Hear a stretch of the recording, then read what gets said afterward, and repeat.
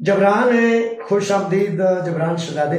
लिखते हैं इंसानी हमदर्दी वाली बेहोशी लेनी चाहिए, इस पर टैक्स सहूलियत मिलती है। अच्छा, इंसानी हमदर्दी वाली बेहोशी पहले भी 35 से 40 हजार लोगों ने ली थी, वो उल्टे लटके हुए बेचारे बड़ी कड़ी मुसीबत में है।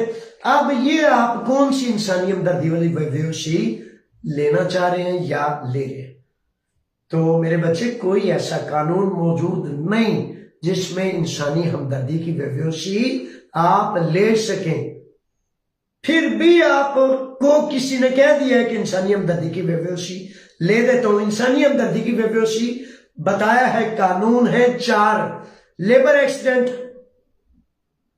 रोड एक्सीडेंट, मुतसबन, रेसिज्म, फाशिज्म या संगीन बीमारी जिसमें 50% से ज्यादा फर्द को कहा जाए कि ये काम के काबिल नहीं रहा।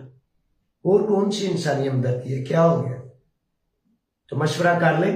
और रोजाना मैं ऑफिस ही होता हूँ पिछले टाइम 4 से 6 ज्यादा औकात में। तो ये है जो मेरे पास है। बाकी इल्म भी बहुत वसी एक चीज है और कवानीन का दायरा भी बड़ा वसी है। तो अगर कोई खास नुकता है जिस इंसानी हमदर्दी की बुनियाद पर, तो वो अगर आप पूछना चाहेंगे तो मैं